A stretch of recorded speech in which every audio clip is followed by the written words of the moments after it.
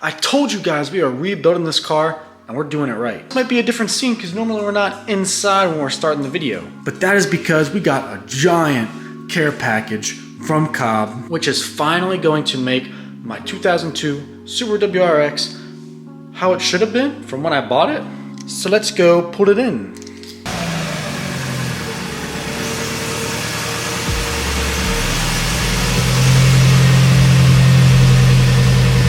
It really makes me sad sometimes looking at this car because I know that it could have such a better future, but like it's just so dirty, like back here in this wing and stuff too. Maybe the camera doesn't pick it up as well, but in person you can tell that it is not that good looking. I think I talked about this before. It'd be nice if I could find just some sort of cover or something, but I know that the covers scratch the car. Maybe I do just need a garage space to put it in to keep it looking good. But I'm not super worried about it because this car will get repainted in the future. As you can see, we got clear coat peeling, but there's just chips and dings all over it. Which is kind of why I haven't repainted it yet, just because I know that if it's just sitting out in the elements all the time, or, you know, I don't have a proper way of storing it or something, like, is it even worth doing it at this point? So just do me a favor and, you know, ignore the rough edges, like the dirt and stuff that you see on it, because I'm gonna clean it up after this. Now I'll keep this story short because a lot of you guys have heard it many times, and then we can get into our install. But the person who I bought this car from did not exactly take the best care of it, so it is surprising that it's lasted me so long without giving me any problems. So this car pretty much has every single supporting mod it needs to be running Stage 2, which is what it's tuned on right now. But as you can see right here, this is not Cobb. Where's even the box for the filter? This is just a hot air intake with no, you know, box and everything around it. So this car has everything it needs to run Stage 2. I think it's downpipe exhaust, intake, something else, and there's a V2 tuner in the car that's running the Stage 2 tune, but it's kind of crapping out. So this car should not be running that tune because it doesn't have all the parts that it needs to run it, and I should probably get Pro tuned. That's a different story. We'll probably do that after this, because everything should be running smoothly for that. So, oh boy, do we got a ton of stuff. So this is our post-math hose. Then we got the parts for our air intake right here. You know, they come with like tiny little brackets and hardware for everything, you know, bracket hardware. I'm assuming this is so you don't cut yourself on the middle maybe. And then this is our V3 access port, which is so crazy to see because mine looks super old. I'll go grab it quick. So right here, we have my V2 access port that has like lines going all down it. The screen is like so dim you can't even see anything on it. So this is like a relic compared to this, which is gonna be so sweet because I know you can like live track data. There's just so many cool things that you can do with this upgraded one that I couldn't do with my old one. So I'm not sure if I have to take my tune off of this and put it over here. Maybe the tune's already on the car and I can download it to this to keep it on it. We'll figure that out. So this is what we get, and even though this is the Stage 1 kit, like we said, this has every single part that it needs to run the Stage 2. It's just he cheaped out on this right here, and I'm sure he cheaped out on other stuff that I found and chased down, or maybe I still haven't even found out yet.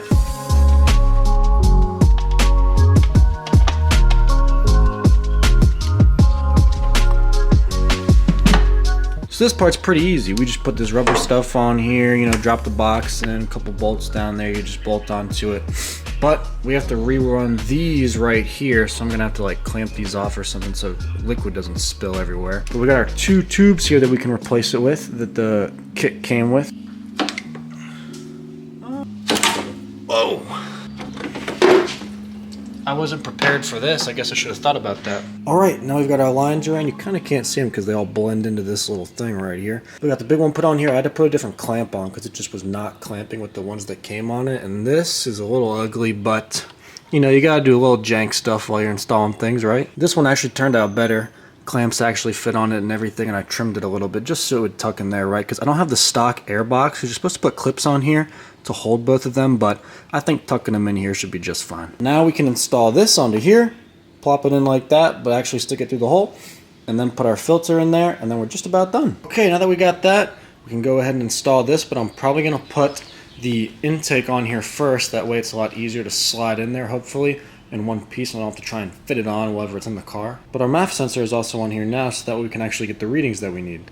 All right, this is getting exciting. I think this looks a lot better than that stupid pipe that we had on it before. It actually looks like clean and like goes with stuff. So I just gotta pop this plate, on there, screw it in. And as you probably noticed, there's not really anywhere for the air to like get directed into there. And that's because I'm missing a piece.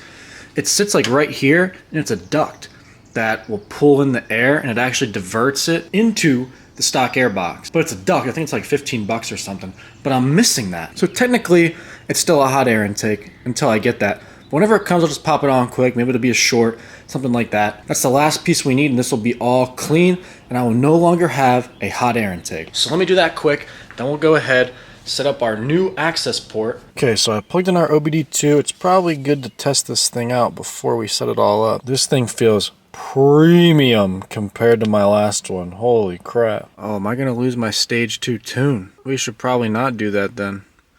Let me pull the tune off the other one so that way I still have it. So they basically have you go through this process of plugging in different connectors, like the green connectors that are like a test mode, and there's a blue or a white one you have to plug in, I think depending on your car, to actually flash the ECU. So right now it's flashing, it's gonna take a little bit to go. I had to connect my charger to the battery so that way the car wouldn't die in the middle of it, and then I think your ECU gets bricked or something. I'm not entirely sure. I just know I didn't want to risk that, and that's the message that popped up. My old one didn't have these types of warnings and stuff. It was just like, go ahead. So what sucks is that I'm going to have to crawl underneath the driver's side, because that's where the connectors are, and actually do it again after this flashes once I load the stage 2 onto here, and then re-flash the car again to be running the stage 2. Okay, so we're back at the home screen because the stage 1 flashed successfully, so we'll just start it just to make sure everything goes good.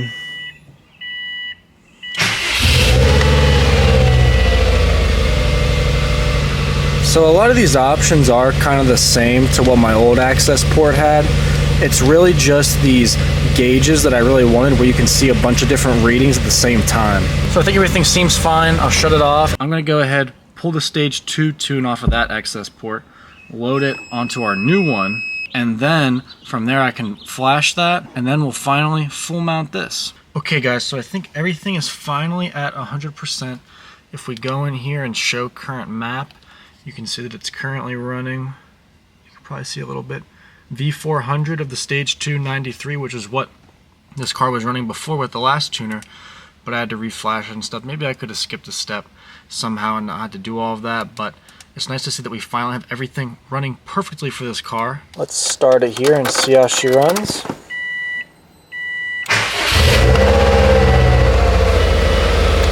Nothing's probably going to really be that different until we drive the car, but it's nice to see that everything seems to be running smooth. Let's mount it quick, we'll wrap things up, and then I can tell you guys about what our next video is going to include, and it's something that I can't even believe that we're doing to this car. So for those of you who've been missing the WRX content a little bit, I think you're very happy right now with everything we've done so far, and even what's more to come in the future. Alright, so this is where I decided to mount it. I didn't really want to put it on the windshield, but I figured this is the best spot to still give me an angle to like look at all the information when it's up there, and it also gives me an easy place to tuck it all down here and stuff. So I still have to zip tie the cables down there, so they're out of the way, but tucking it in this door side, just like how we did with the dash cam, made it real easy to just sit this right here. It feeds me all the information, and I can still, you know, do whatever. This car really has come a long way since the previous owner, who basically abused it.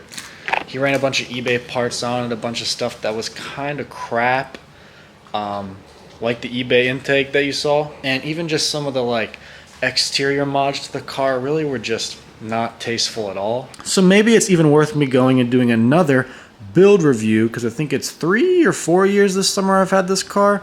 Haven't really done a lot to it, but I feel like the little bit that we have done has made a huge difference between, you know, wheels and tires, tint, STI wing, even something that's as simple as like these smoke turn signals in these headlights. I feel like changed things a lot, and it's nice to see now that everything in this engine bay is as it should be. Of course, not considering the air duct that we have to order, but it really is just so sweet to see this car coming together exactly as I pictured it, with the exception of being able to keep it as clean as I want. But like I said, the next video that you see is going to be a suspension overhaul for this thing, and I feel like you guys are going to be very excited to see what we're going to do to the car. We did lowering springs pretty much last year at this time. It feels like it hasn't been that long, but it's been a year because I got it done right before my inspection, and in a couple of weeks I'm going to have to get this car inspected, so I figured what better time to throw a new suspension on it than when it's going to get inspected, so that way they can give it the alignment and everything that it needs. And let's just say this car has lowering springs, so there's really only two other routes we can go, which is air suspension or coilovers. And no matter which one of those two things it is, I feel you guys are not going to be expecting what I've chosen for this car. I'm so excited for when it comes. I think it comes tomorrow, so maybe I'll get things all prepared for that, and I'm excited for you guys to see it. And I'm excited for it too. I did not think this would be what I was going to buy, but I found a good deal on it, so I decided to jump on it. But this is where the WRX sits for now. I could not be happier with how it looks. I just wish I could keep it a little more clean, maybe get the paint redone. But the things that we're going to be doing soon to this car are going to be wild. So stick around, like or dislike, drop a comment, tell me how you thought this video went, and we'll see you guys in the next video where this car gets its suspension overhaul that it's needed to match the rest of the car. See you guys in the next one. Peace!